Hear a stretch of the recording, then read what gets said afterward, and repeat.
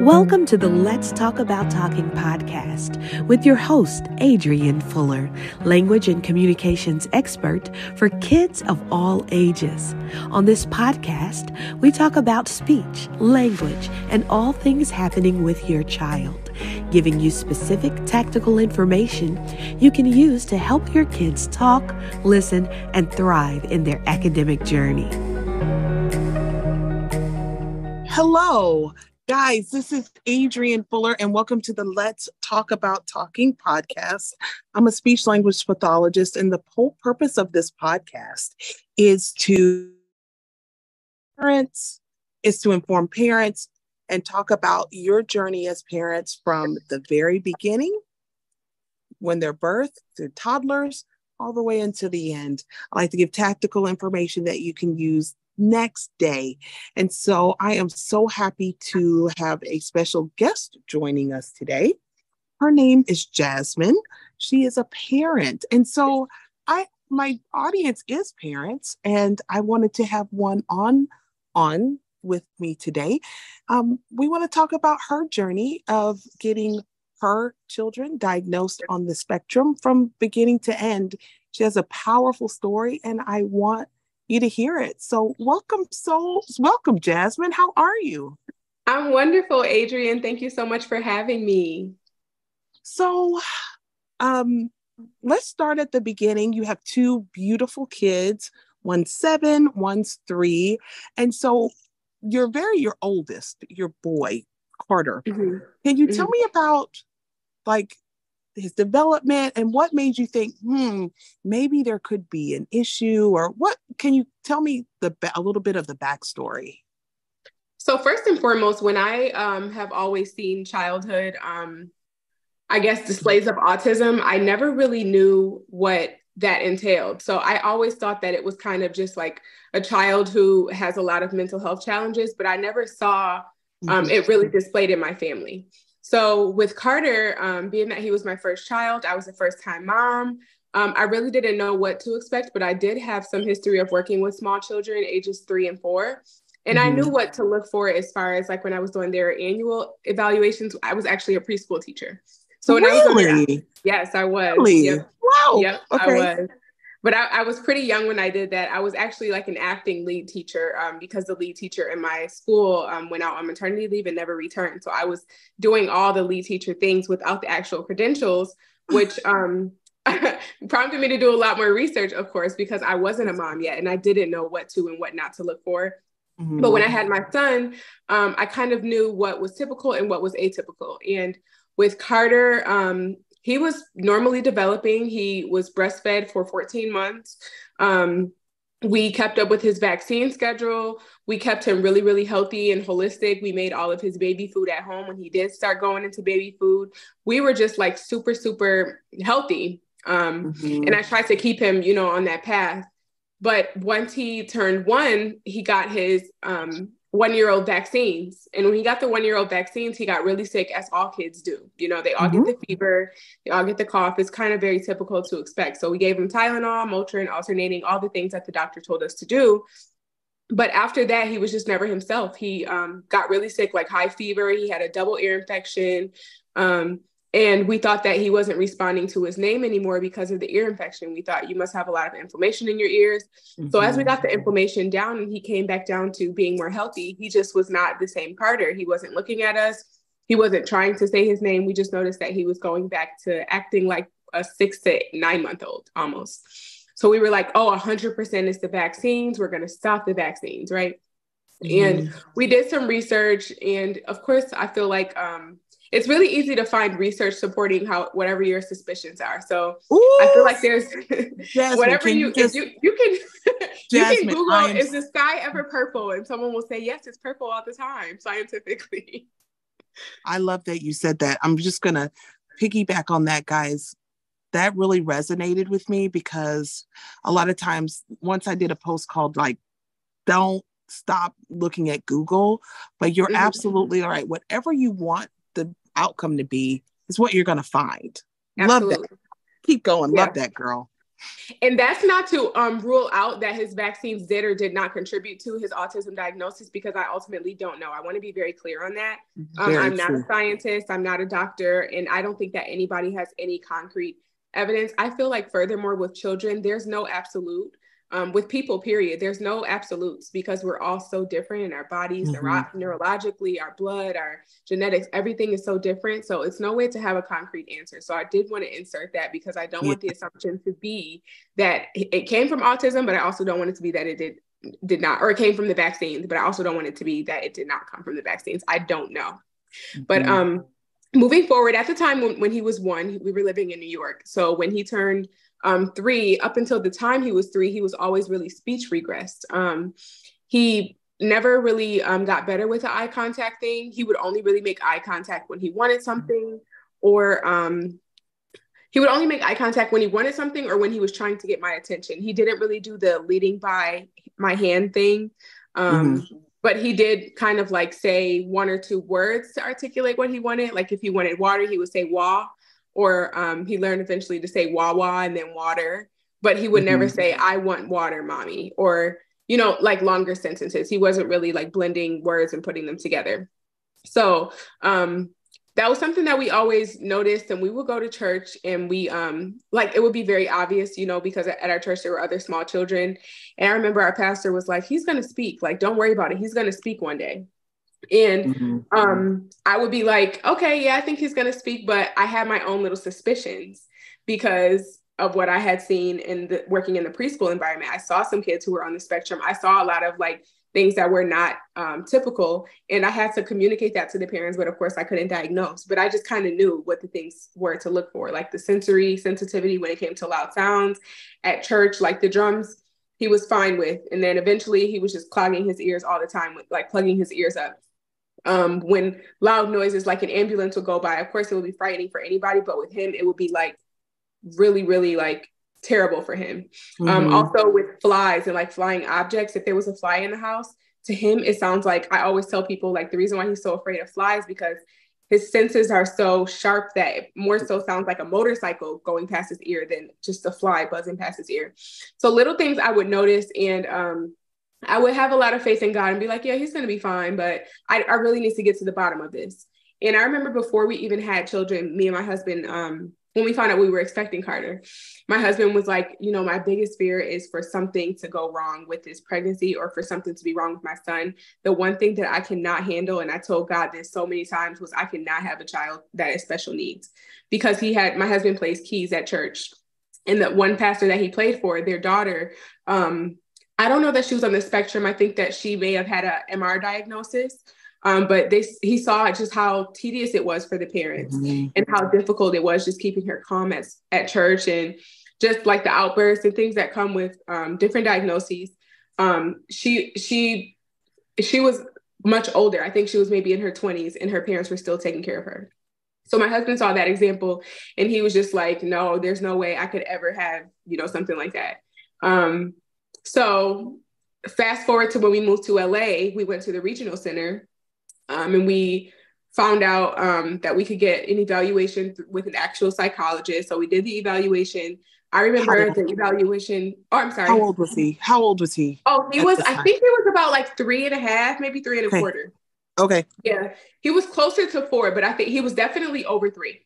So we went to go and do the evaluation. It was a little bit of a waiting process, but we went to do the evaluation.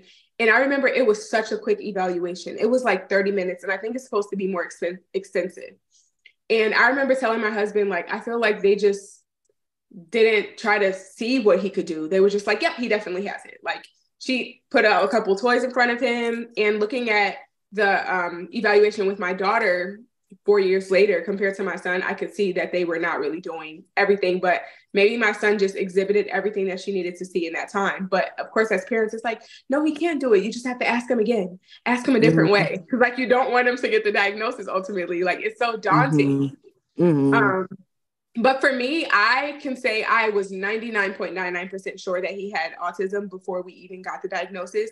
My husband, I can't speak for how sure he was, but I know that he was very much in denial of his abilities and the things that he could not do.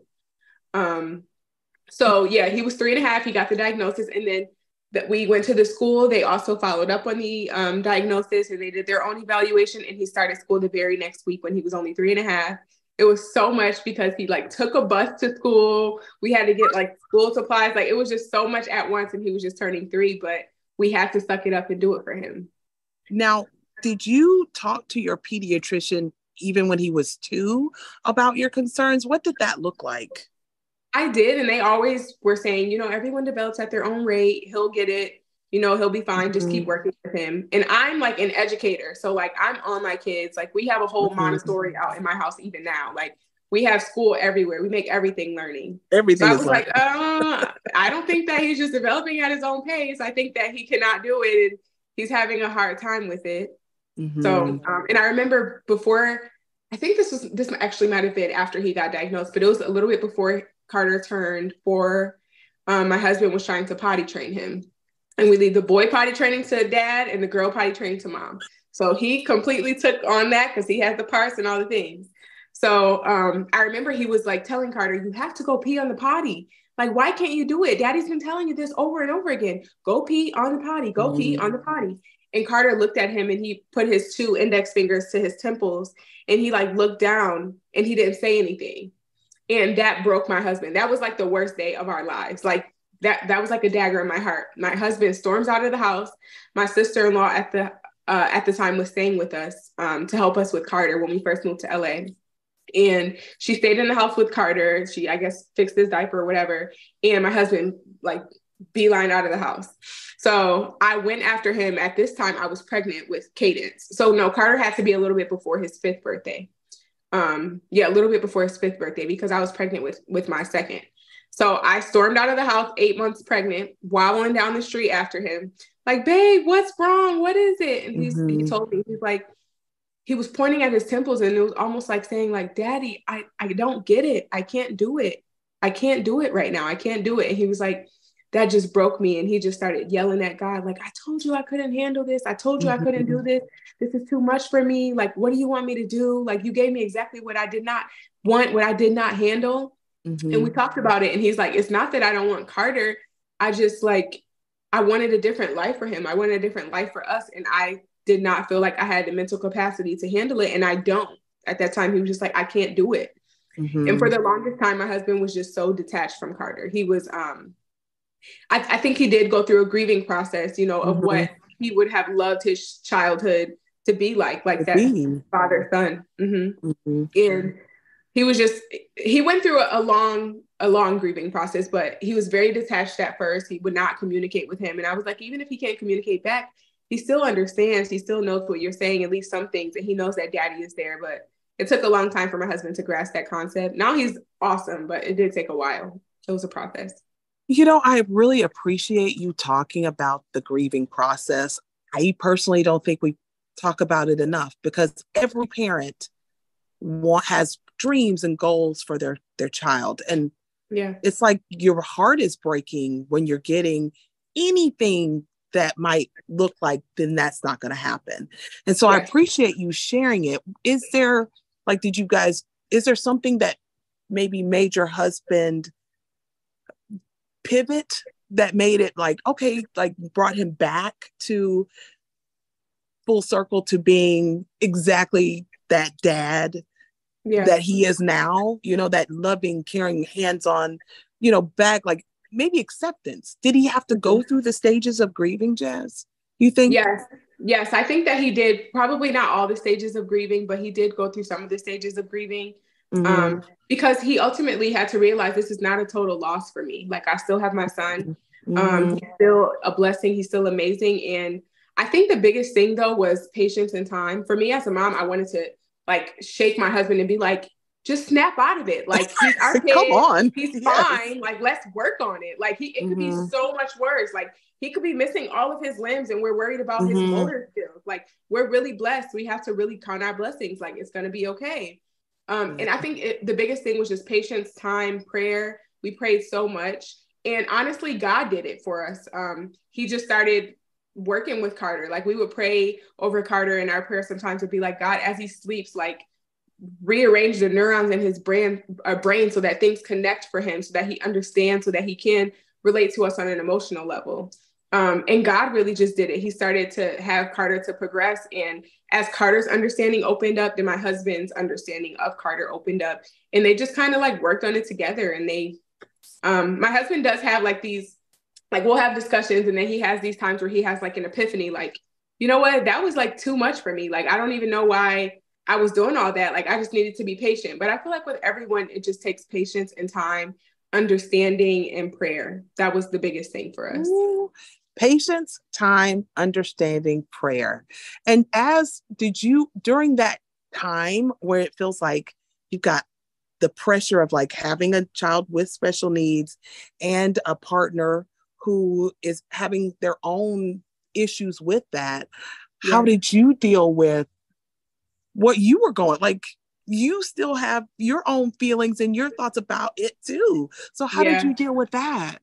I cried a lot by myself. I didn't want to, I felt like I needed to be strong because in the areas where my husband was weak. So I felt like I could not show my weakness. And that's something that I really had to work on, because like, it's such a masculine trait for me to just feel like I need to take on everything, like not, and I wasn't vulnerable with my husband. I didn't tell him like, yeah, this sucks for me too. I felt like I had to be the optimist out of the two, because he was so pessimistic about it and he was so hopeless about it. So I went through my own process. We definitely did therapy. We did therapy together, separate. So I love therapy. I'm a big advocate for therapy, especially in the African-American community, because our community is the community that hides and tucks things away and forgets things. Like the whole "what happens in my house stays in my house" has really been the mantra for a lot of Black families, to our detriment. So I'm really a big advocate for therapy, especially when you have a child that has special needs, or really with any adversity. Like, therapy has been really, really beneficial, in prayer together. But together we got through it. I think that because I kind of already knew, I was slowly preparing myself mentally and spiritually for it. But my husband, I think because he was just like, nope, no way. There's no way he's going to have any special needs. I specifically asked God for that. He's not going to do that. I think that because he was kind of like that mentality, it took him a little bit longer. But for me, I was able to slowly process that, because as the years went on, I knew in the back of my mind that that's what it was. So when Cadence came, was the diagnosis, like, was it smoother? How did that look the second time around? So my husband and I actually talked about it again. So when I was pregnant, he was just like, we have to do everything differently this time. Like, so we had already stopped vaccinating. And honestly, just from our own research, our personal choice is to just not vaccinate at all. We don't do it for ourselves, our kids. We just don't choose to do it. We try to take on a homeopathic rather than allopathic choice of healing ourselves. So we had already for years not vaccinated our son. I did get like the flu shot when I was pregnant with him. But like I said, after that 1 year, we started going crazy into the research, and which is a good and bad thing. But ultimately, we talked to an Ayurvedic practitioner also, and she really helped us to feel at ease with our decision to not vaccinate. And she's been really guiding us the whole way through. So with Cadence, my husband was like, I don't know if we should do an induced labor. Now, with my son, we did do an induced labor because we wanted to make sure that we had him before the end of the year. We didn't want to be, he was due on Christmas Day. We did not want to be in the hospital all Christmas. It was such a stupid decision. It was like, you could have waited. But we also lived a little ways away from the hospital at the time. So we wanted to make sure that we had time to get there. And this was my first go round. So I did not know how quick my labor would go. So we induced his labor, and my husband was like, maybe we shouldn't induce. But we ended up moving about 50 minutes away from the hospital where we were going to deliver my daughter. At the time of me being pregnant with my daughter, I was under a lot of stress. Like, we were moving out of our house. Our lease was ending. Our landlord was a slumlord. We had a beautiful house, but he like never wanted to fix anything. So we had to like really, we tried to renegotiate with like a new lease, and he was like upping the rent drastically. It was just so much going on. And there was like some family issues with my like parents and stuff like that. My parents had been going through a divorce, and even as adults, it's really hard to deal with. So we were dealing with all the residuals that came with that. So I was under a lot of stress with Cadence. My husband tried to keep me really calm, and he just tried to make a very peaceful, he did everything that he could to just make sure that we would be okay. And he's a great man and great father for that. I know I talk about him all the time, but that's really like, that's my best friend. He sounds like he's had a human experience. Yes. He sounds like a wonderful person who's just having a human experience. Mm-hmm. Absolutely. Mm-hmm. So we basically decided that we were not going to vaccinate Cadence at all, like we had decided for Carter, but we were going to do the induced labor. So we induced her labor. She did have, the only complication was that her heart rate was dropping really, really low towards the end because she was being choked by the umbilical cord. So with each contraction, it squeezes the head, the umbilical cord is choking them, and it's just a lot of stress for her. And I feel like that went on for a little too long. So that was one concern that I did have. I did want to put that out in case any parents may have noticed some parallels there. So when she came out, she was completely healthy though. She was crying. I nursed her, literally same exact thing with Carter, nursed her for 14 months. Right off the boob, they came straight into water. They don't like milk. So she was really, really typically developing. And we started noticing like she was doing stuff Carter was not doing. Like her eye contact was better. She was singing, she was dancing. She did not memorize things as good as Carter. Carter's superpower is he can memorize anything. You can teach him a scripture like Psalms 100 and he will remember it in one day. And that's a pretty long, chunky scripture. But his superpower is definitely memory. She wasn't really doing that. She was more like the artsy and creative. She loves to dance. She loves music. But we started noticing that she wasn't comprehending things as well. Also, she was speech delayed. We were at first attributing a lot of it to her mocking Carter. And that's a really difficult thing when you already have a child that's diagnosed with autism or any diagnosis. The younger child usually wants to pattern after the older child. And it's really hard to distinguish, is this something that they're doing on their own? Or is this something that they're mocking from their older sibling? So for the longest, we were just like observing her, collecting data. And me and my husband were just like, oh no, she's fine. I think like she would have really good days. That's every kid on the spectrum. I feel like they do. Like they have really good days where they're thriving. And then they have another day and you're like, oh, they can't do it at all. Like what's happening? And it's so confusing. And like, it's emotional torment sometimes because it's like, oh, I'm in the clear. No, I'm not, you know? And so we started noticing that. Go ahead. I do want to say, guys, Jazmin brings up a really good point. Autism can present differently in boys than in girls. And so in the past, we had Maria Van Sant on, and she talked about how it presented differently in girls. And some of those things, like just because one child is presenting one way, like with the traditional red flags, it sounds like Cadence had some not so familiar things like the speech delay, like the other things. So I appreciate you bringing that up. Absolutely.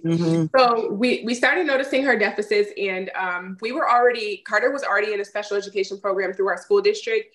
And I try to like maintain very close contact with those that are in power at the special education office, just because they can move and shake things however I need to. Carter already at this point had an IEP. So I knew about that whole process and how it went. So at 2.5, I started calling the special education director. Yes. You hear that? 2.5. Like the earlier, the better. It might have even been 18 months, honestly. It was so early. I was just calling to say, hey, I'm seeing this. I don't know if this is this, but I'm seeing this. And I just kept her in the loop. And she may or may not have been taking notes, but she's so awesome. Her name is Emily. She's so awesome. She's been a great help to my family. And she's like, well, it's still too early, you know, which I feel like with the school district, they may be a little misinformed because I don't feel like 18 months, 2 years old is too early all the time to diagnose. It's not too early. It could be too early for them. Like for our specific school district, they don't touch kids until they're 3. Yeah. I'm thinking maybe that's what she said, but I think you have a point. Guys, you can always, or listeners, you can always go privately until you can, the school district can, evaluate your child, but getting them services earlier than later is always great.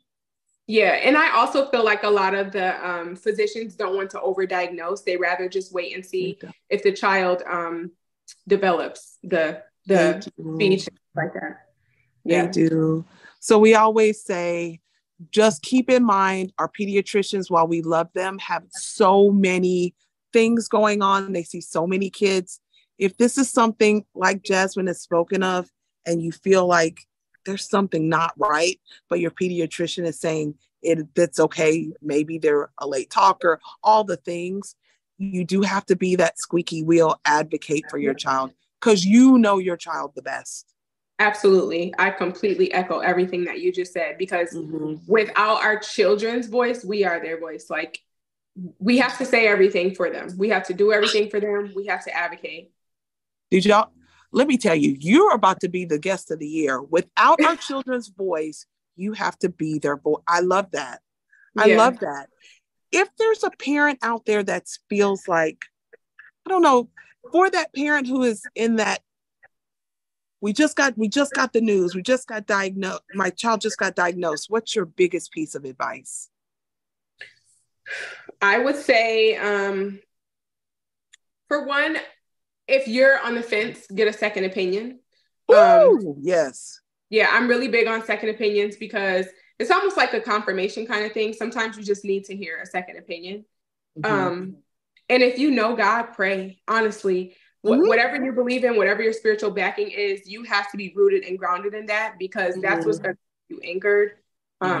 Also, I always tell my husband this, and I used to tell him this: with our children, we don't have the luxury of being selfish and doing things that will make us feel good and make the world think that we're just like, our kid is just this star, whatever. Like, we don't have that luxury. We have to alter our natural practices and our natural desires to what is best for our kids. So many parents I've talked to, they don't want to put their child in a special education program because they don't want their child to be the special ed kid. You know what I mean? But you really do have to put your own desires aside. We did try it. In kindergarten, we tried to put Carter in gen ed, right? He's now in gen ed, which is awesome. He's doing so amazing. Like, we have such great testimonies for our kids. But we tried in kindergarten right after the pandemic to put him in a gen ed kindergarten class. I went in on day 2 to volunteer, and he was in the corner with his ears plugged. There was so much chaos in the classroom, and I can tell that this was torture for him. And it was all because I needed my 5-year-old to be in a gen ed class. I need him to be with the typical children. I need him to do typical things. But sometimes you really just have to put your own desires aside to best suit your child. And although your child has a diagnosis of autism, like, it's not the end of the world. I remember one of my clients is Stevie Wonder. And I was talking to him, and he was like, telling me his testimony about how his mom wanted him to see so badly when he was a child. She would take him to everybody. And one day she talked to him, and she was like, she was crying, and he heard her crying. He was like, "Mom, what's going on?" She's like, "I just really, really wanted you to see." Now, fast forward to all these years, she would take him to pastors, prophets, everybody, just to like lay their hands on him. Like, I want you to see, because that's what she wanted as a mom. She saw that as a disability. Fast forward, we all know Stevie Wonder to be Stevie Wonder because of his lack of ability to see, which I feel heightens everything. That makes all of his musical ability even more fascinating, all the things that he can do more fascinating. And he's such a very well-functioning person in society. He's loved by so many. He's so personable. He's humorous. Like, he's a cool dude. And he told me basically, a lot of times, because I was telling him about the story with my husband, he was like, a lot of times God will give you exactly what you don't want, just to make a wonder out of it, just to show the world that something wonderful can come from this. Of course, like, if he was to make a doctor out of a child that is neurotypical, it's like, oh, that's awesome, you were educated. But imagine him making a doctor out of someone on the spectrum who does not know social cues, who really regress when it comes to a lot of things educationally. That's more miraculous to show God or to show people how awesome God is. So I just take everything that could be negative and say, like, this is going to work out for our good. Like, this is going to be a testimony for us. And I think that that's what I really take solace in, knowing that God has the ultimate plan, even when we can't see it. Like, we're already seeing all the good things that have come from this diagnosis. One thing that I love is that we have an IEP. And with an IEP, like, I sometimes wish that kids that did not have a diagnosis can have an IEP, because there's so much that I can advocate for my kids for. There's so much that I can tailor to my child's individual way of learning. It's been such a blessing to us. And fast forward to when Cadence got her diagnosis, the IEP has been a blessing for her too. We've been able to talk to her teachers and change the working environment, the education environment for them that just really suits them best. Their seating in class. There's so many good benefits that come from it. And although you do have to grieve the things that are not going to be the atypical things in life that come with the diagnosis, there's so much more beautiful things that come from it. And God trusted you with a really big thing, and that is a blessing. That is a blessing. Wow, I couldn't have said it better myself. I just want to say a few things. Jazmin says an IEP is a blessing, and she is 100% correct. But to me, it's only a blessing if you as a parent are working that IEP and being at those meetings, being very present at your child's school and requesting and advocating for them. That's a huge word that you'll hear from me all the time, is advocating. And so, wow. I mean, guys, we're on Zoom right now. Like, so I'm going to rip the audio. It's like, I've not met a mom so peaceful, so beautiful, but it's more like your physical beauty. It's like your inner beauty is amazing. It exudes. And so I just want to say thank you so much. And I hope that this message will find itself to any parent that needs to hear it and be encouraged. I always want my podcast to be a platform where people that believe anything can come speak. So Jazmin said it before, she's chosen not to vaccinate. And I believe all parents have a choice, and we thoroughly encourage you to make the choice that's best for your family. You will always hear that theme in all of our podcast episodes. Yes. Jazmin, what a beautiful story, and what a blessing you've been to me today. Thank you so much for taking time out of your busy schedule to speak with me. Where can everyone find you guys? And first, I just want to just do a little plug. Jazmin is like an artist when it comes to beauty and hair and all things. And like her child has, her little girl, her adorable girl, was having some issues like with her hair in the back. And so she made this, like, she's got this brand of hair and she put it in and it looks so natural and so cute. And so where can the people find you? Yeah, so you're referring to Cadence's viral sewing video on my 3-year-old.